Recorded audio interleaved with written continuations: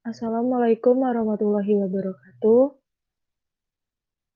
Di sini kami dari kelompok 13 akan mempresentasikan hasil diskusi kami pada final proyek program Pejuang Data 2.0.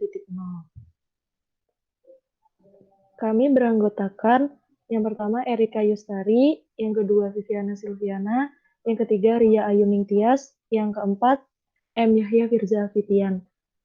Untuk data pertama akan disampaikan oleh Firza.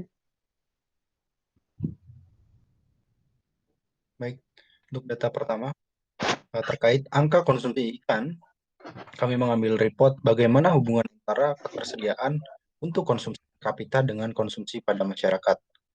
Dan untuk insight-nya, kami mengambil apa saja yang mempengaruhi konsumsi ikan melonjak naik. Seperti yang bisa dilihat di grafik, mulai tahun 2008 penyediaan ikan untuk konsumsi per kapita semakin mengalami peningkatan. Hal ini dapat disebabkan karena faktor berkembangnya teknologi penangkapan ikan serta political will dari pemerintah untuk terus membuat peraturan dan policy yang dapat meningkatkan produksi komoditas ikan. Peningkatan ini juga disebabkan oleh cara-cara mengelola ikan untuk masyarakat yang bertinggal di daerah yang jauh dari pesisir laut.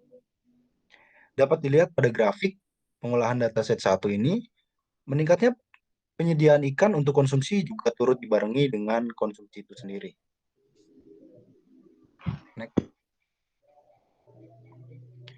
Yang kedua, terkait jumlah produksi benih, kami mengambil budidaya jenis apa yang banyak memproduksi benih. Mengapa budidaya tambak dan kolam menjadi budidaya terbanyak dalam memproduksi benih? Ditampilkan sebuah bar plot dari data jumlah produksi benih dalam periode 2001 sampai 2012 dapat dilihat bahwa dua produksi tertinggi berada pada tahun 2005 dan 2007. Dengan jumlah produksi benih terbanyak berasal dari budidaya tambak untuk tahun 2005 dan budidaya kolam untuk tahun 2007. Secara umum, dalam periode 2001 sampai 2012, jumlah produksi benih terbanyak adalah dari budidaya kolam dan budidaya tambak. Berikut disajikan hasil produksi benih dari jumlah tertinggi hingga terendah pada budidaya kolam. Pada baris pertama, yakni semua ikan merupakan hasil jumlahan dari semua jenis benih yang dibudidayakan. Jadi baris tersebut tidak termasuk ke dalam hasil produksi berdasarkan benih, sehingga perlu dihilangkan. Untuk budidaya kolam, jenis benih terbanyak yang dihasilkan adalah benih ikan mas dengan ukuran lebih dari 5 cm dengan jumlah 642.919.442. Kemudian disusul dengan benih ikan nila dengan jumlah 556.746.619. Sedangkan pada budidaya tambak, pada baris pertama juga terdapat hasil jumlahan dari semua jenis benih yang dibudidayakan. Baris tersebut tidak termasuk ke dalam hasil produksi berdasarkan jenis benih, sehingga perlu dihilangkan. Budidaya tambak dan kolam lebih unggul pada zaman sekarang karena lebih mudah dibuat dan dapat menciptakan lapangan pekerjaan. Next.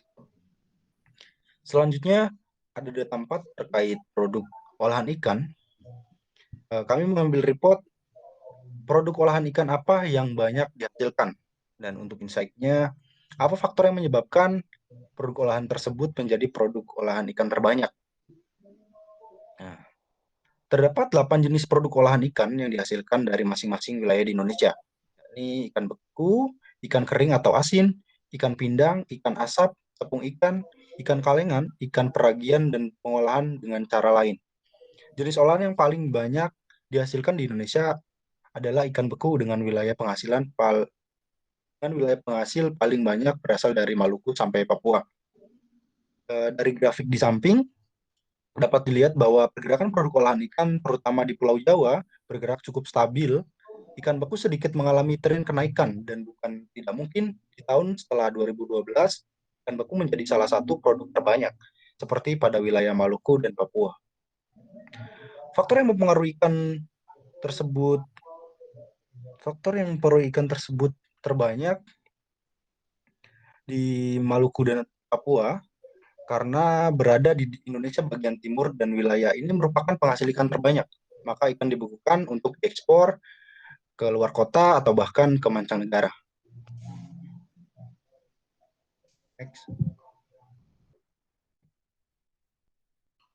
Untuk data selanjutnya akan disampaikan oleh Erika. Baik, untuk dataset 5 terkait dengan produksi budidaya nasional, kami mengambil report bagaimana budidaya apa yang banyak diminati oleh masyarakat. Bisa dilihat dari grafik produk olahan ikan, masing-masing daerah memiliki kekhasan dalam memilih apa yang menjadi objek budidaya. Namun, budidaya rumput laut merupakan objek yang menonjol di antara jenis-jenis ikan lainnya. Seperti yang dapat kita lihat di grafik, proporsi budidaya rumput laut jauh mendominasi, diikuti segala jenis udang-udangan. Nah, untuk inseknya sendiri, kami mengambil terkait dengan mengapa budidaya rumput laut lebih mendominasi, apa yang mempengaruhi. Untuk pengaruhnya sendiri, budidaya rumput laut merupakan salah satu komoditas utama perikanan budidaya yang menjadi andalan dalam peningkatan produksi, meningkatkan perekonomian daerah, dan kesejahteraan masyarakat pesisir. Pengembangan budidaya rumput laut secara sinergi dan simultan merupakan bagian dari visi misi pembangunan Kabinet Kerja untuk mendorong laut sebagai sumber ekonomi bangsa di masa depan. Kemudian next. Nah, untuk dataset yang keenam, terkait dengan produksi perlakuan nasional, kami mengambil report bagaimana jenis perlakuan dan cara ikan dipasarkan di masing-masing daerah di Indonesia. Bisa dilihat dari grafik jenis perlakuan, ikan tidak hanya dipasarkan secara langsung dan segar di pasar-pasar, namun tiap daerah memiliki cara-cara tertentu di dalam memasarkan ikan. Cara itu termasuk dibekukan, dipindang, dikaleng, diasap, dikeringkan, diragikan, dan dijadikan tepung ikan. Seperti yang terlihat pada grafik, pada umumnya setiap daerah lebih banyak memasarkan ikannya secara langsung di pasar-pasar. Namun, seperti mengkonfirmasi apa yang telah dijelaskan, wilayah Maluku, Papua lebih banyak memasarkan ikannya dengan cara dibekukan, meskipun proporsi ikan segarnya juga cukup besar. Namun bisa jadi dikarenakan berada di Indonesia bagian timur, ikan juga banyak diperlakukan dengan cara dibekukan. Untuk inseknya sendiri, mengapa jenis perlakuan pemasaran ikan segar lebih banyak dilakukan? Karena pembelian ikan segar pada ibu pekerja dan ibu rumah tangga lebih mementingkan kondisi ikan ketimbang jenis ikan dan lebih memilih ikan segar ketimbang olahan ikan. Kemudian next. Nah, untuk dataset terakhir, kita menggabungkan antara dataset yang kedua, ketiga, keempat, dan kelima, yaitu data terkait dengan jumlah produksi benih, pembudidaya ikan nasional, produksi olahan ikan, dan produksi budidaya nasional. Untuk reportnya, bagaimana tren budidaya ikan nasional?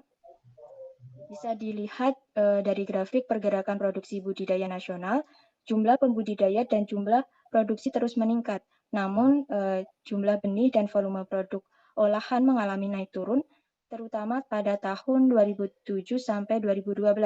Tren budidaya dapat diukur dengan banyaknya benih, volume olahan, banyaknya pembudidaya, dan volume produk budidaya.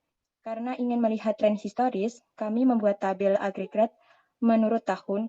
Produksi budidaya provinsi di Pulau Sulawesi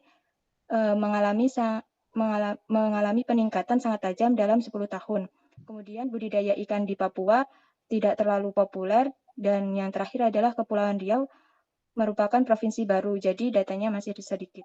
Kemudian untuk inseknya sendiri, yaitu apa yang menyebabkan tren budidaya nasional mengalami kenaikan dan penurunan. Penyebabnya adalah karena kenaikan dan penurunan tren budidaya nasional ini dipengaruhi oleh jumlah benih dan produk olahan dari tahun ke tahun yang mengalami penurunan.